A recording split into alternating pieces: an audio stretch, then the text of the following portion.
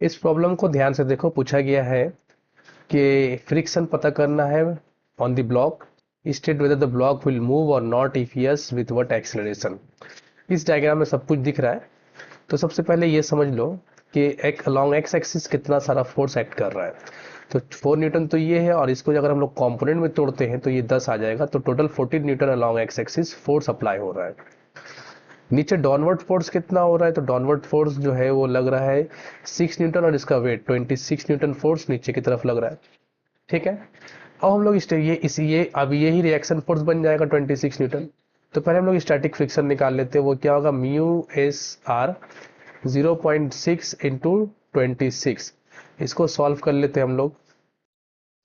इसको सॉल्व करके आएगा 16.6 न्यूटन। अब म्यू एफ के निकाल लेते हैं। एफ के वो क्या होगा, म्यू के आर वैल्यू पुट करते हैं 0.4 इंटू 26, ये आएगा 10.4 आसपास।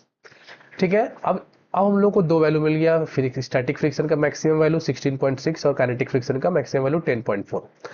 अब यहाँ पर देखते हैं कि ये जो 14 न्यूटन फोर्स लग रहा है उससे क्या ये ब्लॉक मूव करेगा, तो जवाब है नहीं करेगा, क्योंकि 14 न्यूटन फोर्स और ये अपोजिंग फोर्स जो फ्रिक्शन है वो उसका मैक्सिमम वैल्यू 16.6 है, तो ये मूव नहीं करेगा। Find the force of friction acting on the block. तो फ्रिक्शन फोर्स कितना हो जाएगा, जवाब है 14 न्यूटन एक्ट करेगा, क्योंकि जितना अप्लाइड फोर्स होता है उतना ही स्टैटिक फ्रिक्शन होता है। State whether the block will move और नॉट, नहीं मूव नहीं करेगा, तो एक्सेशन क्या हो जाएगा, जीरो।